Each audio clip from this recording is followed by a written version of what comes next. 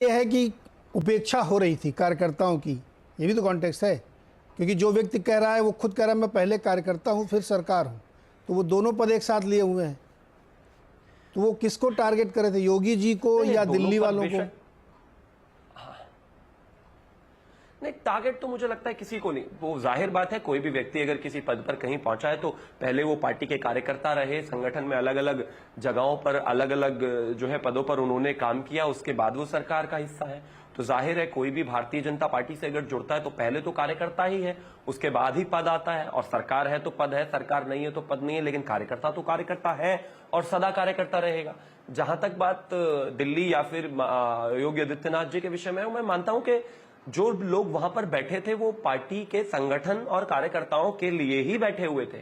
उनको मुझे लगता है किसी को कोई मैसेज पब्लिकली देने की आवश्यकता है नहीं।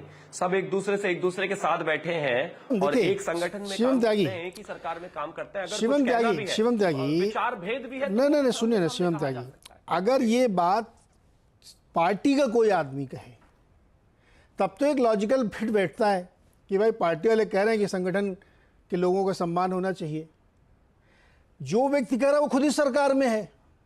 आरएसएस वाले कहें कि भारतीय जनता पार्टी बहुत घमंडी हो गई है, वो हमारा सम्मान नहीं करती, सुनती नहीं, अपनी चलाती है, तो भी बात समझ में आती है।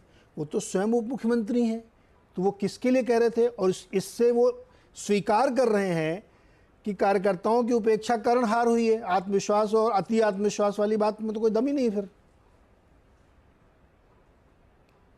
देखिए, मैं मानता हूं कि चुनाव में अगर प्रदर्शन में कमी आई है, हार की तो खैर कोई बात ही नहीं है, हारे हम है ही नहीं।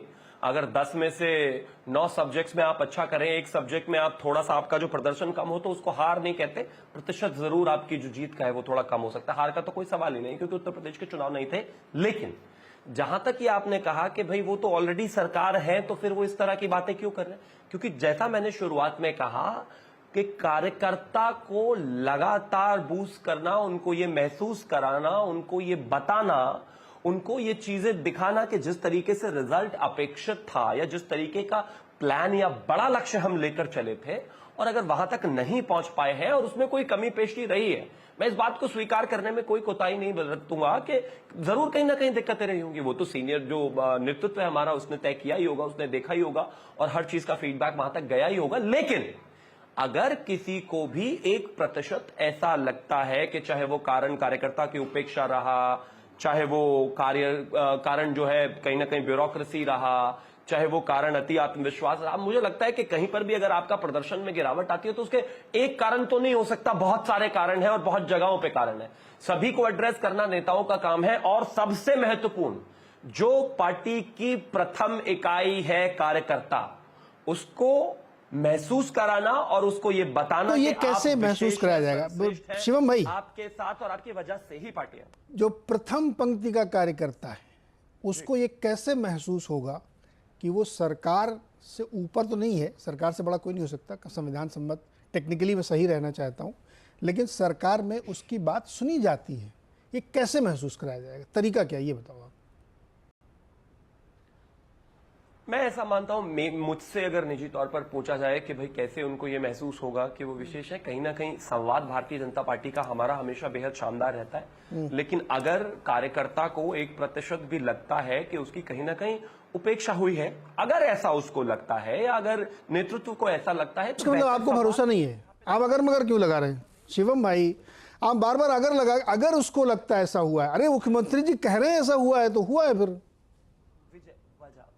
वजह बिकॉज मैं एक चीज कहता हूं, मुख्यमंत्री जी हो, राष्ट्रीय अध्यक्ष जी हो, प्रदेश के संगठन महामंत्री हो, उनके पास ऑब्जर्वेशन रिपोर्ट्स पहुंची है। शिवम त्यागी अगर आज यहां पर होता और आप उसको राष्ट्रीय अध्यक्ष या प्रदेश अध्यक्ष या फिर संगठन महामंत्री या फिर मुख्यमंत्री की हैसियत से आप इंटरव्यू कर रहे होते, तो मैंने वो सारी रिपोर्ट्स देखी हुई होती, तो मैं आपको कॉन्फिडेंटली कहता कि हाँ, हमारे जो फीडबैक आया उस फीडबैक में हमें यह पता चला है कि भाई कार्यकर्ता की उपेक्षा हुई है, या ये पता चला है कि भाई ब्यूरोक्रेसी का उस तरीके का रवैया नहीं रहा, या ये पता चला है कि और तमाम कारण रहे, कार्यकर्ता जो है बाहर नहीं निकला, या 1000 रीजंस कुछ भी हो सकते हैं, तो मैं आपको बताता। लेकिन कोई भी इस तरह की रिपोर्ट मेरे पास नहीं है।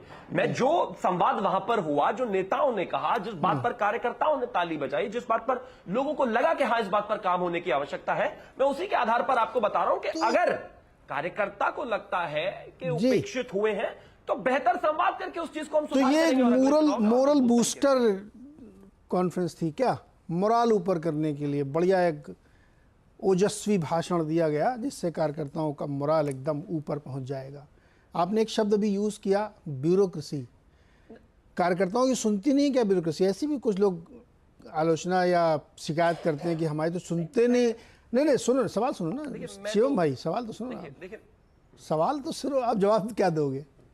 कारण जानने के बिना समीक्षा कोई मतलब नहीं। कारण ये है कि ग्राउंड की प्रथम पंक्ति का कार्यकर्ता जो देवतुल्य आप मानते हैं, उसको तब महसूस होता है कि मेरी सरकार है कि जब जिला अस्पताल में, जिला परिषद में, थाने में उसकी बात सुनी जाती है। अगर वहीं उसको 2 डंडे मार के भगा दिए जाते तो क्या कार्यकर्ता? ये वो कहना चाहता है कार्यकर्ता। आप बात करके देख लो 10 लोगों कार्यकर्ता से कि मुझे तब महसूस होगा कि 7 साल से मेरी सरकार चल रही है जब मेरी बात कोई सुने। ग्राम प्रधान भी नहीं सुनता हमारी, नहीं तो तो ये महसूस कराने की जरूरत है क्या? हाँ, मुझे लगता है कि ये बात तो मैंने शुरुआत में ही कही। मैंने तो कहा कि जितने भी कारण हैं, जो भी चीजें निकलकर वाया मीडिया प्रवक्ताओं तक या पार्टी से पहुंची है या पार्टी से हमारे पास आई है, उसमें कोई भी पहलू अनछुआ है नहीं और किसी भी स्थिति को ओवरकम करने के लिए बेहतर संवाद की आवश्यकता है। अगर कोई प्रथम पंक्ति का कार्यकर्ता या फिर हमारे जितने भी अनुसांगिक संगठन है उनका भी कार्यकर्ता किसी बात को कहता है, तो प्रदेश और राष्ट्रीय संगठन की ये जिम्मेदारी बनती है कि उसको एड्रेस करके बेहतर तरीके से सुना जाना चाहिए, उसका निस्तारण होना चाहिए। बैठक जो हुई उसमें सबके अपने विचार आने चाहिए कि भाई कहां कहां किसको क्या कमी लगती है, उसके आधार पर ही नेता अपनी स्पीच देते हैं और मैं मानता हूं वैसा हुआ भी। अब जो भी कारण इसके निकलकर आए होंगे, चाहे वो एक कार्यकर्ता की अगर जिला अस्पताल पर नहीं सुनी जा रही है तो उस पर भी संवाद होना चाहिए, बात ऊपर तक पहुंचनी चाहिए। अगर किसी का कोई काम नहीं हो रहा है जो होना चाहिए, जो होने लायक है, तो उस पर बात ऊपर तक पहुंचनी चाहिए। तो मैं मानता हूं कि संगठन ने इस बात को एड्रेस किया होगा कि देखिए, किसी भी सरकार का, जी शिवम आता हूं आपके पास, किसी भी सरकार के लिए ना उसका जो कॉन्टैक्ट पॉइंट उसका कार्यकर्ता होता है। क्योंकि कोई भी व्यक्ति अगर पीड़ित है तो सत्ताधारी दल के लोगों के पास जाता है कि भैया हमारी ये समस्या है, कुछ मदद करो। तो कार्यकर्ता बीएसए ऑफिस, सीडीओ ऑफिस, कचहरी, चौकी, जिला अस्पताल, पीएचसी, सीएचसी, यही सब चक्कर लगाता है। जब उसकी नहीं सुनी जाती है, उसको लगता है कि यार ये तो किसी काम के नहीं, इनकी काहे सरकार है। तो वो, मैं जेन्युइन केसेस की बात कर रहा हूँ, तो वो पीड़ित व्यक्ति दुखी हो जाता है। अवधेश जी, आपने ये जो सुना होगा मंथन चिंतन की बैठक में जो निकल के आया है, 2 बातें इसमें जो मैंने पकड़ी है कि एक अति आत्मविश्वास के कारण हारे और दूसरा कह रहे हैं संगठन सर्वोपरि है। सर व्याख्या करिए, क्या मतलब है इसका? नहीं, ये दोनों दो लोगों ने बोला है। एक बात जो आप बता रहे हो मुख्यमंत्री योगी आदित्यनाथ जी ने बोला है और दूसरी बात जो है उप मुख्यमंत्री केशव प्रसाद मौर्य जी। क्या दोनों एक दूसरे को टारगेट कर रहे थे क्या? वो परी है इस रूप में अभी शायद निष्कर्ष निकाला जा सकता है, क्योंकि अगर मुख्यमंत्री के भाषण में संगठन उस रूप में नहीं आया है, हालांकि उन्होंने कहा है कि हमारे कार्यकर्ता तो चुनौतियों का सामना करते हैं, ये है सबके पास स्मार्टफोन है, एक दूसरे से बात भी कर लें, ये सब बात उन्होंने कही है, लेकिन उस रूप में नहीं कहा कि भाई हम सरकार में जरूर है लेकिन हमारे लिए संगठन का, कार्यकर्ताओं का महत्व है।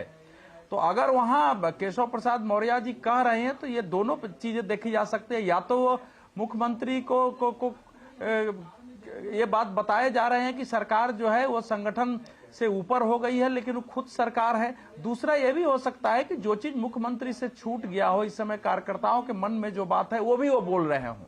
क्योंकि देखिए, प्रतिस्पर्धा रहते हुए भी जब एक बार चुनाव में पराजय हो जाती है तो फिर सारे लोग जरा सोचने लगते हैं कि भैया कल अगर हम आपस में ही हमारा मतभेद रहा और उसको प्रकट करते रहे, कल सत्ता में नहीं रहेंगे तो क्या होगा। तो इसलिए अब तो इस समय भारतीय जनता पार्टी के सामने मूल प्रश्न यह है कि हम सत्ता में रहें, क्योंकि सत्ता में रहेंगे तभी तो कुछ होगा। इसलिए मैं इस समय अब नहीं स्वीकार करूंगा कि पहले की जो प्रतिस्पर्धा थी, एक दूसरे को लेकर जो जरा अकेले में हमारे आपसे भी बातचीत होती थी वो होती होगी, लेकिन इस समय सबको लगता है कि किसी तरह हम ऐसा वातावरण बनाएं कि हम सत्ता तक पहुंचे। लेकिन देखिए, यह बात कहने से नहीं होता है। दो स्तरों पर जो कुछ मंथन हुआ है, क्या ऐसा लगा आपको, हमको, या भारतीय जनता पार्टी के स्वयं के लोगों को कि जिन कारणों से उत्तर प्रदेश जैसे राज्य में, जहां नरेंद्र मोदी जी और योगी आदित्यनाथ जी के रहते हुए, अमित शाह जी के रहते हुए, 22 जनवरी के अयोध्या की प्राण प्रतिष्ठा के होते हुए, अगर पार्टी दूसरे नंबर की पार्टी प्रदेश में हो गई है, तो वो उसका कारण कोई साधारण नहीं हो सकता। ये असाधारण स्थिति है, तो उसका साधारण कारण नहीं होगा। अगर साधारण कारण नहीं है तो उसके लिए मंथन भी साधारण नहीं हो सकता है। जो प्रस्ताव की कॉपी